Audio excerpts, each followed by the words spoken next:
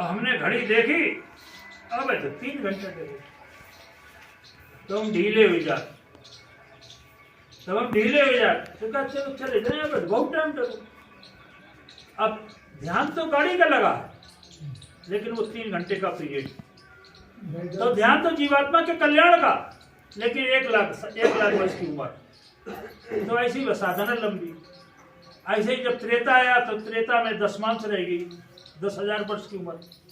तो त्रेता में सतयुग का विज्ञान नहीं चलेगा, न सतयुग की साधना चलेगी। सतयुग में जो साधना थी वो 1 लाख वर्ष की बढ़ेगी, अब 10,000 वर्ष की। जो 10,000 वर्ष की वही साधना इतनी मतलब सीमित कर देगी कि जो 1 लाख काम हो तो वो 10,000 वर्ष में आया त्रेता। त्रेता के बाद द्वापर आया, तो द्वापर में घटके इस मनुष्य शरीर की उम्र रहेगी 1,000 वर्ष। तब त्रेता वाली भी साधना अब द्वापर में काम नहीं करेगी।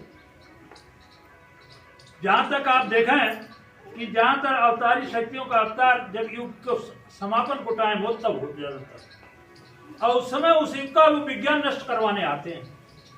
ये विज्ञान युग बदलने वाला है और ये विज्ञान आगे काम नहीं आएगा, आगे का विज्ञान दूसरा होगा। तो भगवान कृष्ण ने द्वापर में कहा कि भाई देखो कलयुग आने वाला है और द्वापर खत्म होने वाला है। द्वापर का विज्ञान कलयुग में काम नहीं आएगा, इसको आप लोग नष्ट कर देंगे। लेकिन हूं तो मान सम्मान उन्नता इतो चढ़ो,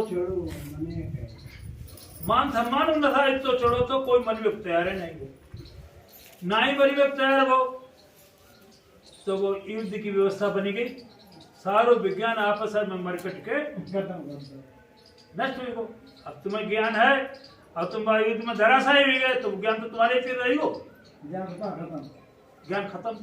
थोड़ी बहुत कसर रह गई तो उन्होंने द्वारिकापुरी में करा दी पूरी। जितने 56 पूरी हती यदुवंशियन, करोड़ नहीं हते, करोड़ की संख्या बहुत जगह बहुत चाहिए। पूरी हती 56 नेता आते, 56 प्रधान आते, 56 मुखिया आते। तो हमने आपस में मान बढ़ाई, जाति ने कहना नहीं हम बड़े, बेकाते नहीं हम बड़े, बेकाते नहीं हम बड़े, जाई मान बढ़ाई लड़ मरी गए आपस में।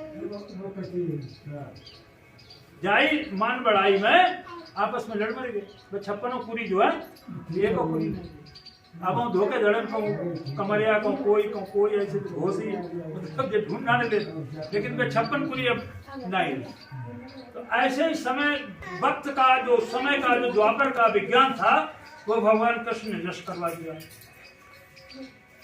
त्रेता का भगवान राम ने खुद ही नष्ट कर दो, अपने यहाँ तुमने अपनी भुजाओं से हम आतंकियों का राक्षसों का नाश करूंगा। भगवान कृष्ण कहीं हम लड़े ना, हम लड़ाई की। उन्होंने अपनी कूटनीति चल के जो है एक दूसरे को नहीं समझो ना समझो, विज्ञान नष्ट करना है, कलयुग आ रहा है। अब द्वापर की ऐसे ही साधना भी त्रेता की अलग, द्वापर की अलग, और कलयुग की साधना बिल्कुल 60 कर देगी। कहाँ 1 लाख वर्ष, कहाँ 100 साल है। अब वही काम 100 साल में भी बिरले ही 100 वर्ष पहुंचते हैं, 60 70 80 100 हो जाए, बहुत जल्दी चले जाए। देखो स्वामी विवेकानंद कितनी बड़ी विभूति है, सबको पूरी दुनिया में नाम है, 32 साल की उम्र में चले गए। विवेकानंद 32 साल की उम्र। तो अब समझ लो ये तो कोई जरूरी नहीं है, कोई जरूरी नहीं कि आप 100 वर्ष तक जिए। अगर आपने 100 वर्ष तक जीते हुए भी अपना काम नहीं कर पाया तो काहे जिए।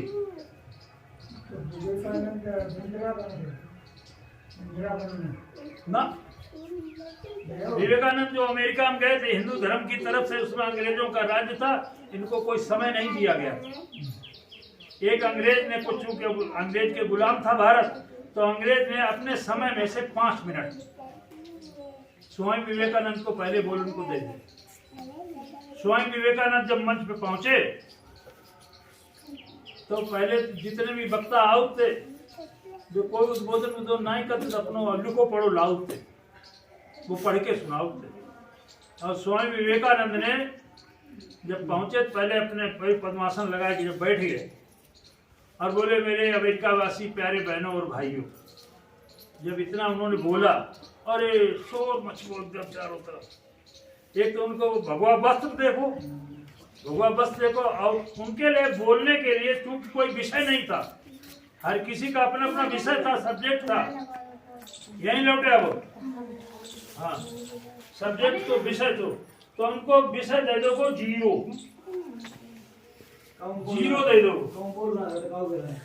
नहीं, जब उनको जीरो विषय दे दिया गया तो सीधो में जीरो से बोलना शुरू कर दिया। ब्रह्मांड की रचना सबरी गोल, पृथ्वी गोल, सूरज गोल, ये सब जीरो ही है। सारी सृष्टि गोल, सब घूम रही है गोलाकार में। तो उन्होंने वो सब, अब जब उनको 5 मिनट समय पूरा होना हो और अंग्रेज तो प्रभावित हो, मैंने अपना पूरा टाइम दे दो। और बोलिए आप, मैंने अपना पूरा टाइम दिया। अब वो बोलना शुरू किए, अगले के जब नंबर आया, अगला बोला मैंने भी अपना टाइम दिया। ऐसे करके आप समझो 72 घंटे बोले स्वामी विवेकानंद। अमेरिका में नाम हो गया तो पूरे संसार में नाम हो गया। विवेकानंद जाने कब के चले गए, लेकिन विवेकानंद तो विवेक अब भी जग रहा, विवेक अब भी जग रहा है। इसलिए ऐसे संत श्रोमण हमको मिले हैं, और हम अपना विवेक अगर न जगा पाए, न समझ पाए, गुरु महाराज ने ये सारी चीजें बताई, समझाई, हर चीज बताई, कलयुग के लिए उन्होंने बताया। और रामायण एक सार्वभौमिक ग्रंथ है जिसको सभी लोग जानते हैं, जिसको सभी लोग जानते हैं लेकिन मानते नहीं। अगर मानने लगे तो उसमें साफ दिया है, संतों के पास जाइए।